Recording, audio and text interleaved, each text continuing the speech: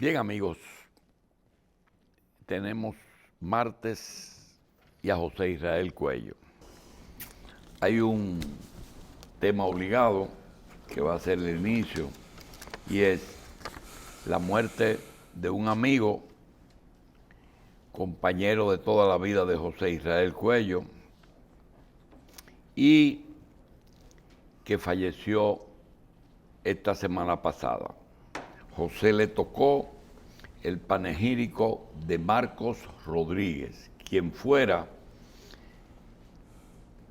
una persona que trabajó mucho en el sistema de ingeniería sanitaria. Pero vamos a dejar que José nos hable de Marcos, quien quizás sea la persona que mejor conoce ese tema.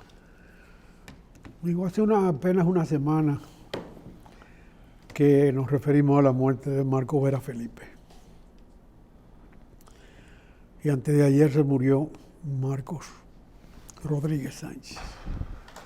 Esa era la mutual de la ingeniería sanitaria en este país y del sistema de acueductos. Dedicaron su vida en una demostración permanente de que se puede ser honrado, serio, respetable, digno en la administración pública. Tuvieron el poder completo porque sabían lo que tenían entre manos y los directores necesitaban de ellos para poder desarrollar su trabajo, que en gran medida tenían el mérito de lo político. En una ocasión me llamó como a las 9 de la noche y me dijo: ¿tú conoces al que nombraron de director ahí en INAPA? En INAPA, sí. Digo, no lo conozco, le he dado seguimiento así de lejos, que estudió en México, se desempeñó bien en Obras Públicas en Santiago, lo hicieron subsecretario, subsecretario después, y lo hizo muy bien en Santiago después. Y ahora vi que lo nombraron allá. Dice, me desconcertó cuando llegó.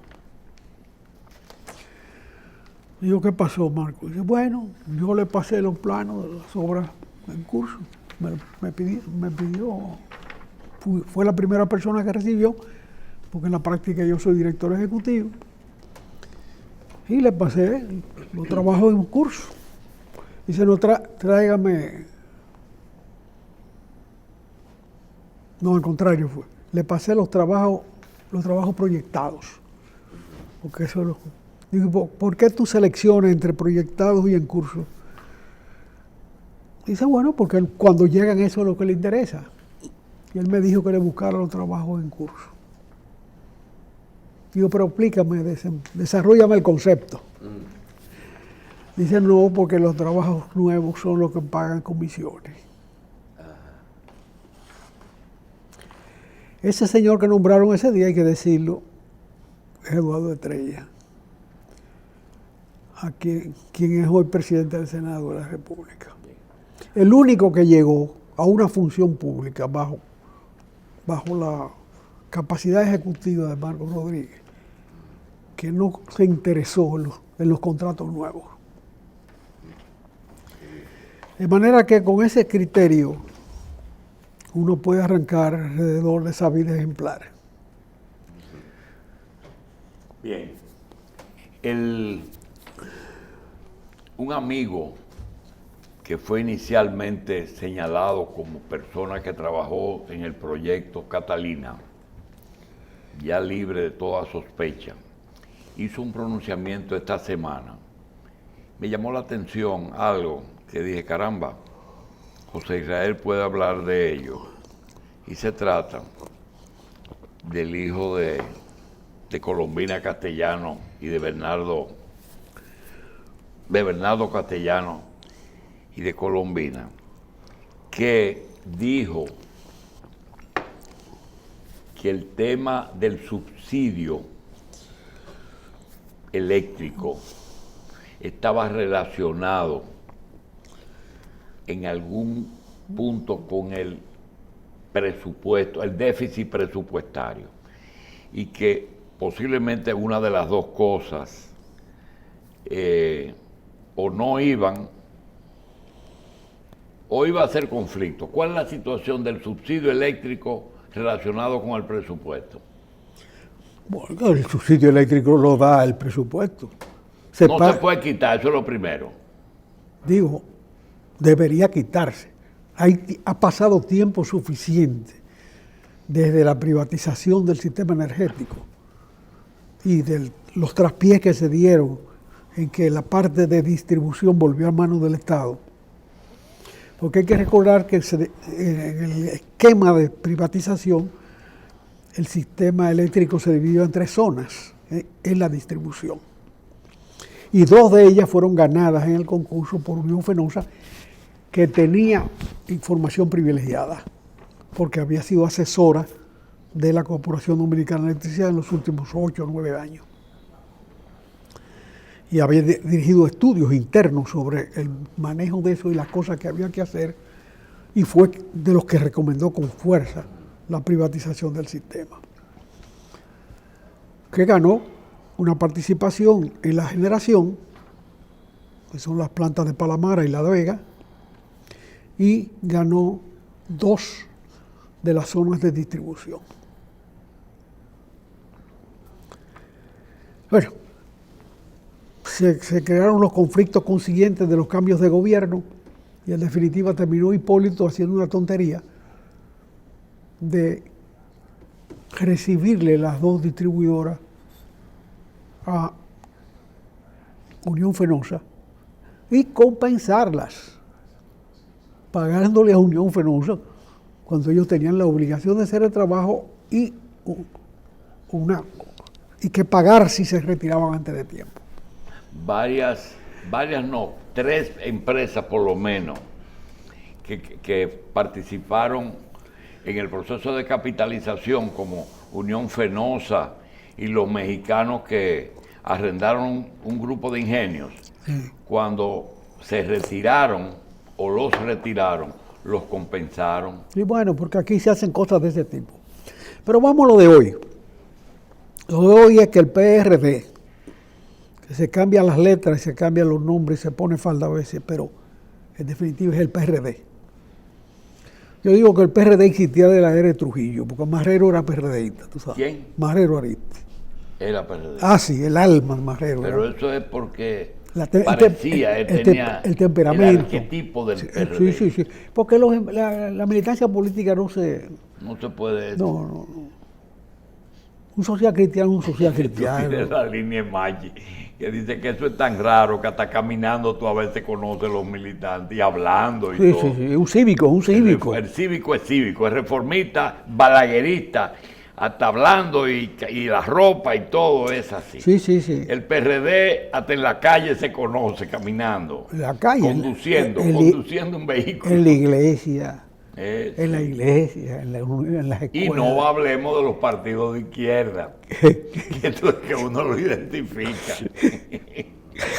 Bueno, el asunto es que el PRD es parte del alma nacional y una responsabilidad en la vida política no estudiada todavía. El PRD no cambia, es el democratizador de los impuestos, el que ha llevado los impuestos hasta al último rancho del país a cobrarlo, el que se inventó el ITEVIS, que lo presentó don Antonio en el Congreso como IVA, Impuesto Valor Agregado, que así que se llama en la mayor parte de los países del mundo. No pudo pasar el proyecto, pues Balaguer tenía mayoría en el Senado, forzada. Y después Salvador Rojo Blanco lo pasó con el nombre de ITEVIS, pero la misma cosa. El que logró ponerle impuesto al consumo de los pobres. Y esas son costumbres, su mala costumbre. Ahora mismo han vuelto a repetirlo. Ha pasado un año, no se ha hecho un ajuste de ninguna naturaleza en las EDES que reduzcan las pérdidas. ¿Tú no crees en el anuncio de que aquí no va a haber reforma fiscal? Pero ya, eso es una medida de reforma fiscal. El que no haya reforma fiscal. En la medida de subir la tarifa ya. de los consumidores de electricidad. Ya. Es una medida de reforma fiscal. O sea, yo soy incapaz de resolver el problema de las pérdidas de esto, porque no puedo sacar la botella que tengo yo ahí metida. Porque ya lo dije una vez, el cambio de gobierno en este país es como un negocio melitón, eso que clasificaban la botella, compraban botellas vacías y después cogían la Juacal y cruzaban la CBN para allá, para Coca-Cola y la Contricruz. Eso era un espectáculo. Un espectáculo. Los Juacales de Pepsi-Cola y Coca-Cola, de la Presidente. La reclasificación. Sí. Porque ellos las recogían y se las vendían a los envasadores. A los envasadores. Sí. Bueno, eso es un cambio de gobierno en este país. Se fue la pila de PLDistas de la nómina, pero entró una pila de PRDistas que son más. Porque el partido más grande es el PRD de este Tú país. decías también que ellos eran campeones reciclando gente, es decir, que la cambiaban de sitio. Y eso. Sí. Bueno, entonces, en un año no han sido capaces de reestructurar esos negocios, esas actividades cuyos números están claros, por dónde hay que cortar y por dónde hay que manejar. O salir de eso. Pero con esa carga de nómina que tiene, ahí nadie le va a comprar ese paquete.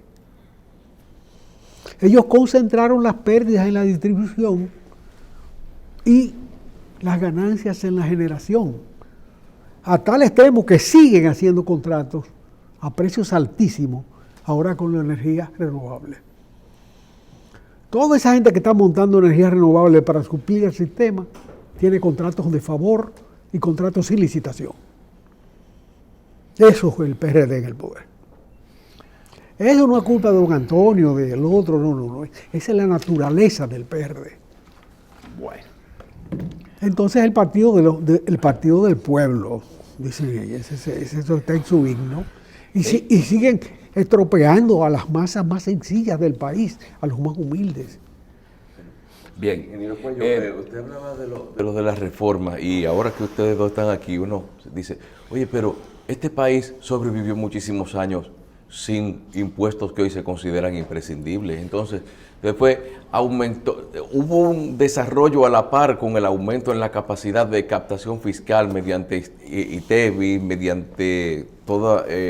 mediante eso selectivo y toda esa cosa. Es decir, ¿ha valido la pena o se ha reflejado como debió ser en el desarrollo el aumento de todos esos impuestos? Mira, todo el mundo debe pagar impuestos, eso es un principio general. Pero cuando tú tienes desigualdades sociales como las nuestras, ancestrales, hay que ser delicado con eso. Porque cuando tú le pones un impuesto a consumo de cosas elementales como el arroz, o la habichuela o el café, la cantidad que consume un poderoso de esas cosas probablemente es menos que la que consume el infeliz. Y en términos de la relación del total de consumo, el infeliz consume más de eso que de cualquier otra cosa, porque eso es lo perentorio. Entonces hay que ser cuidadoso. Tú no puedes llegar al gobierno simplemente con la razón, no. Hay que tener también lo político. Bien. Hay que entender también lo social. Fíjate que la vida económica dominicana cambió cuando el PRD subió al poder indiscutiblemente. Balaguer había promulgado las leyes de zona franca y turismo, pero no funcionaban. ¿Por qué?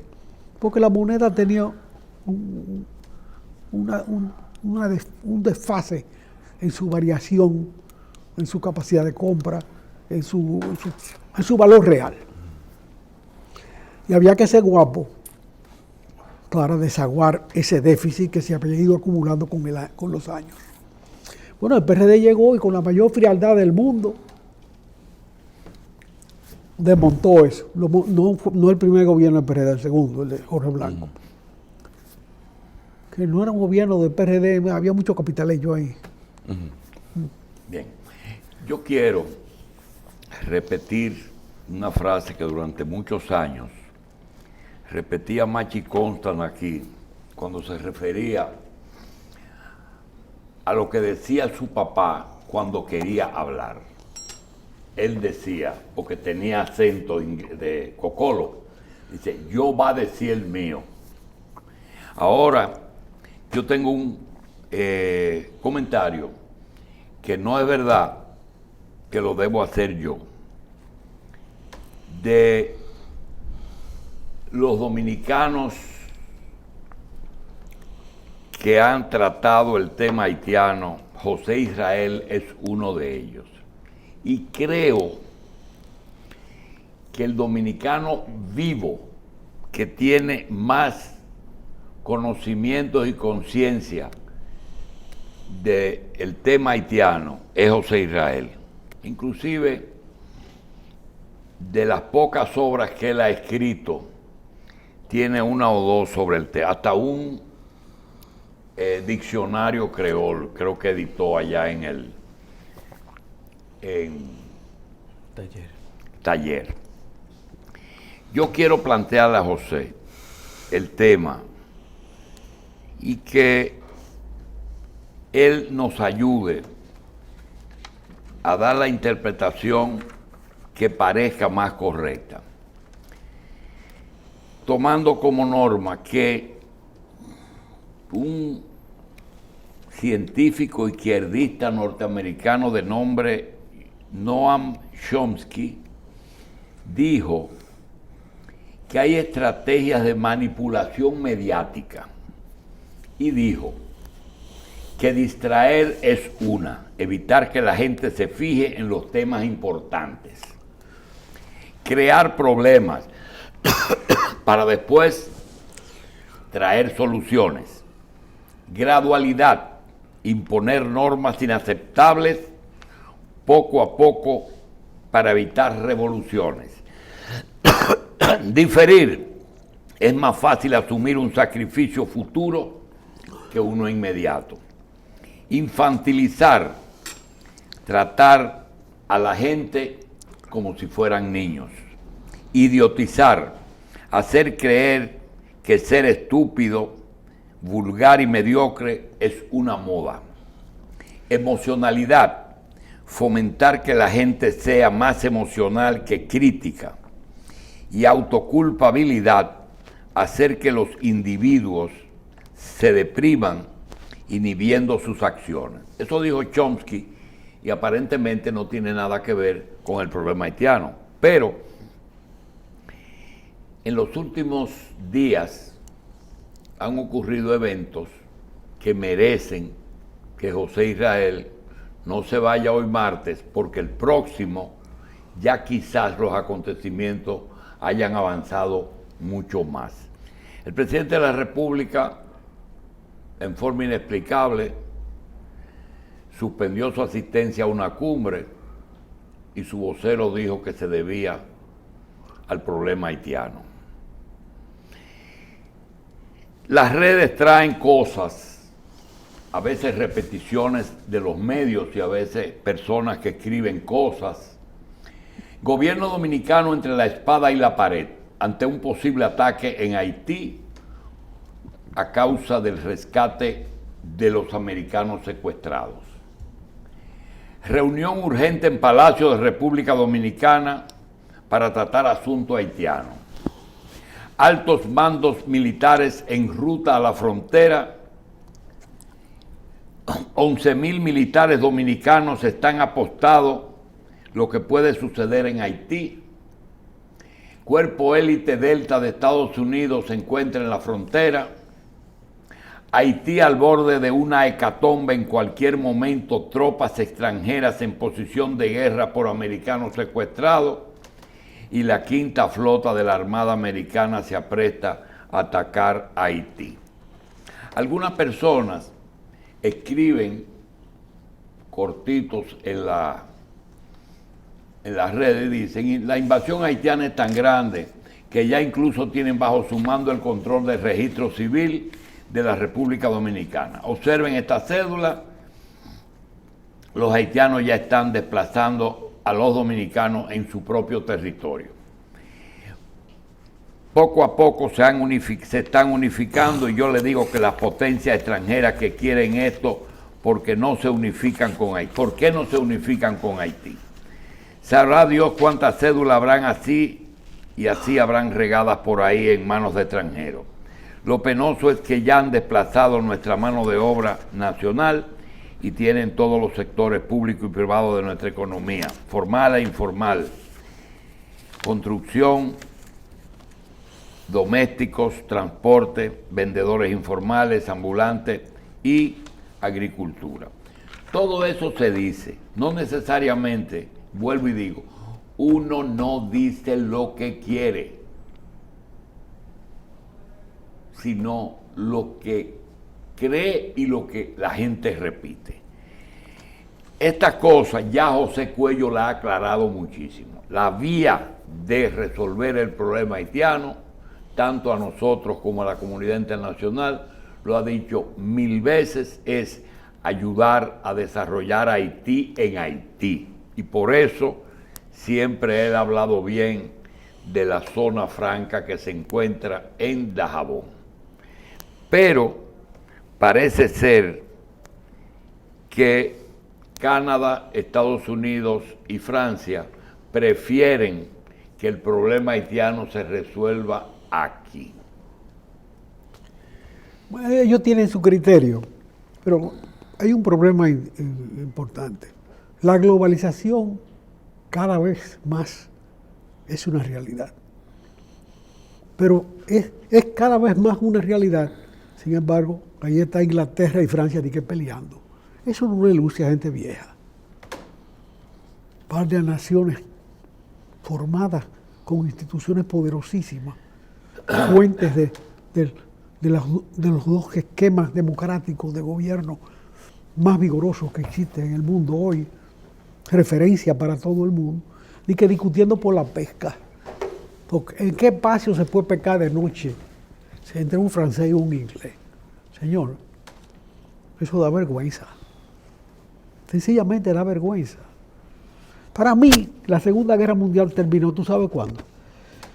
Cuando Khrushchev y Willy Brandt acordaron el gasoducto de Siberia a Berlín. Ahí terminó. Ahí terminó la Segunda Guerra Mundial. No en el 45. No, porque la expansión alemana tenía una justificación en la necesidad de materias primas. Alemania era ya una potencia industrial importante. Y ese gasoducto es vital para Alemania. Esa es la energía de Alemania. Ahora están haciendo dos, están pasando otro por el Báltico, porque al fragmentarse la vieja Unión Soviética, sus viejos socios le pasan la mano y lo pillan en el camino. Los bielorrusos, como dicen los mexicanos. Los bielorrusos, los polacos, los ucranianos, que por ahí pasa el oleoducto. Ahora van a pasar uno por el Báltico que no pasa por ahí. Pero bueno, son las cosas del desarrollo. Esa situación hay que entenderla. Lo que está pasando en la frontera dominicana no es nada comparado con lo que está pasando en la frontera de México y en la frontera de México con Estados Unidos y de México con Sudamérica a través de Centroamérica. Haitianos que han salido para Chile porque podían salir sin visa. Incluso fueron para Guatemala y México. A pie desde Chile, cruzando todo el continente. Hasta el Darién. Y en el Darién, que es una selva virgen, las fotos son dramáticas, de gente cargada de niños cruzando por una selva. Camino a Estados Unidos. En Estados Unidos hay pleno empleo. En Estados Unidos la tasa de desempleo está en menos de 4%. En Estados Unidos le están dando a una persona que consiga a otro para trabajar un bono de $100. A quien busque algún empleado. Al que busque un empleado. Y se lo digo porque amigos míos que están trabajando allá han abandonado sus negocios para ir a buscar gente. Para captar gente y trabajar en mano de obra, porque están pagando hasta $25 la hora de trabajo para clasificar hongos en Pensilvania. O sea, son gente que uno conoce, que vienen, los visitan y le cuentan. De manera que con un pleno empleo en Estados Unidos y esta masa sin destino que rebota en Chile, camino a Estados Unidos, ¿cómo tú puedes manejar eso que no sea buscando entenderlo primero? Ellos tendrán su criterio de que nosotros podemos administrar el negocio. Es difícil. Ya la República Dominicana ha acogido cuanto haitiano cabe en su economía y un poquito más. No puede ser responsabilidad de la República Dominicana el manejo de una población que es semejante a nosotros mismos, o tal vez más grande. No, eso es irracional. Pero se entiende. Como son vecinos, como ellos pudieron desarrollarse en la misma isla, son dos orígenes distintos. Haití, como sociedad esclavista, fue la primera productora de azúcar de América, en cantidad, durante muchos años.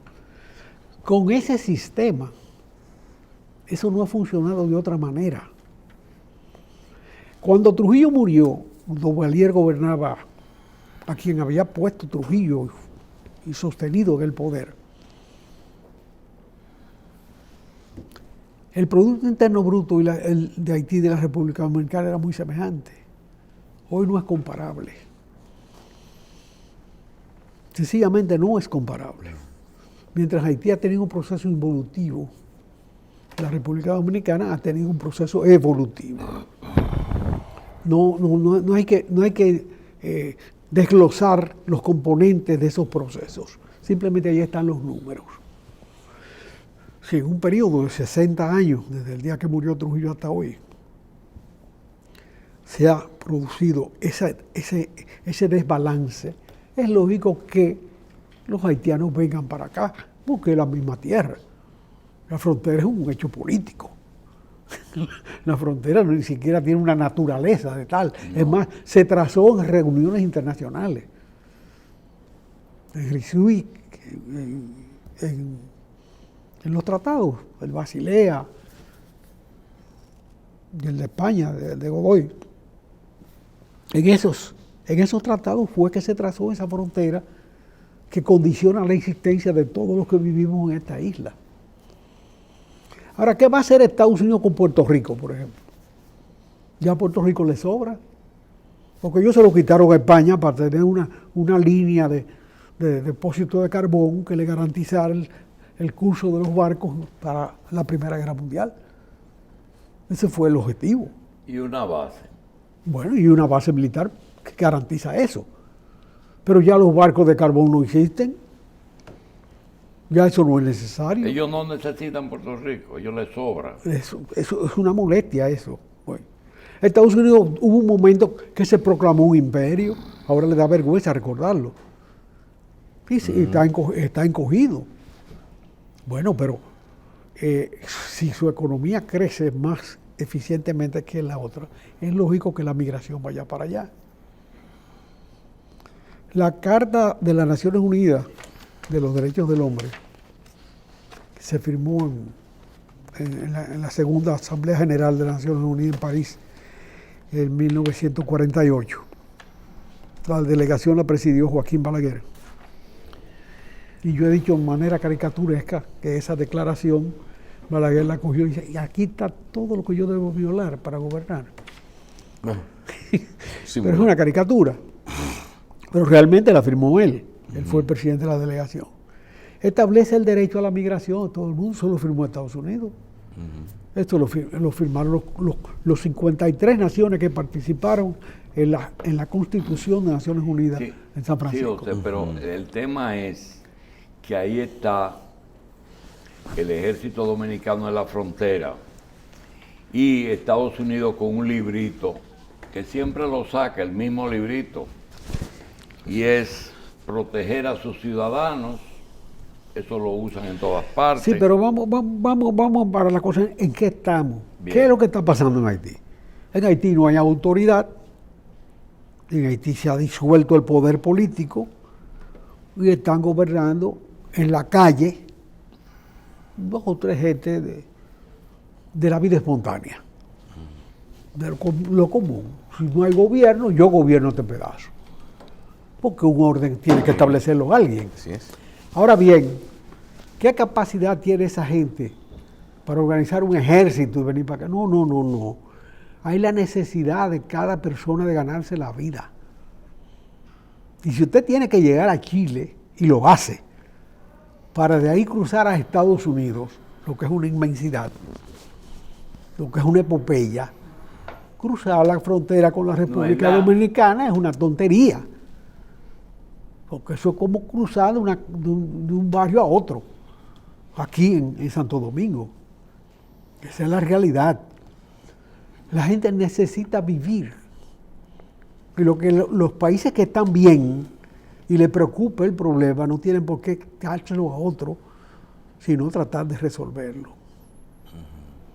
Tan sencillo como eso. Y la preocupación ahora está surgiendo a nivel internacional es porque ha trascendido a las fronteras de otros países, precisamente. Porque precisamente, es decir, después si esos haitianos no hubiesen llegado al sitio ese donde lo repelieron con una gente a caballo, el tema no estuviera tan vigente como está hoy en día. Ni siquiera con el asunto de los secuestrados que tienen allá. No, los secuestrados para los americanos son bochornosos y preocupantes. Y bueno, ellos tienen que proteger a sus ciudadanos, esa es parte del deber del Estado. No sé cómo va a terminar eso puede terminar en una tragedia muy grande, en que muera mucha gente, porque las fuerzas punitivas norteamericanas son irracionales, hacen barbaridades en el mundo entero, nosotros las conocemos aquí. Ellos atrofiaron el proceso político dominicano en la Guerra de Abril. Pero independientemente del tema de que hay unos secuestradores que han secuestrado y piden dinero, y eran tan ignorantes que no sabían que Estados Unidos no se iba a quedar tan tranquilo como con los choferes dominicanos. Y lo otro es, Estados Unidos hará un operativo como el de Entebbe o como el que hicieron o un acuerdo como el que hizo Jimmy Carter, la gente de Ronald Reagan cuando el secuestro de la embajada de Irán, que pactaron, dejen eso hasta que tomemos posesión. Entonces, ese librito que te iba a mencionar, uno no sabe si esa gente son tan brutas o si ese es un ISIS que ellos han creado ahí adentro para crear un problema aquí. Porque ¿qué le importa a Estados Unidos crear un tollo aquí si van a resolver el problema de los haitianos? Porque a Donald Trump le dijo a la Fuerza Armada, pongan un cordón de soldados. Y dijo, mire, presidente, eso no se, pues es costosísimo, eso no se puede. Y nosotros tenemos 11 más los que estaban. Y yo me pregunto, ¿cuánto cuesta solamente alimentar a esa persona y darle cobija si ya los cuarteles de esos lugares están llenos de militares que estaban fijos ahí? José, ¿tú prevés que puede haber problemas?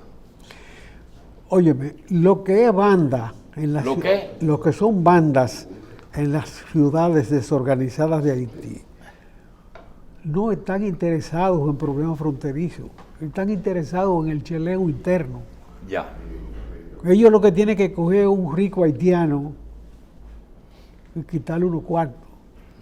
Eso es lo que está, o sea, es el gobierno de la turba lo que hay ahí, de los grupos, de los grupúsculos. ¿Son capaces de formar gobierno esas personas insurrectas en Haití? No, de ninguna manera. Bueno. Haití es una sociedad disuelta, no ha cuajado como nación, esa es la realidad. Un origen heroico, no estudiado adecuadamente, porque en realidad quienes se insurreccionaron contra la Revolución Francesa no fueron en su origen los esclavos, fueron los esclavistas. porque la Revolución Francesa proclamó la liquidación de la esclavitud. Es Napoleón el que vuelve atrás y dice, no, espérate, la esclavitud aquí en Francia, pero la esclavitud allá, eso está muy bueno, eso rinde mucho. ¿Eh? Y ahí los esclavistas se rebelaron contra su país de origen.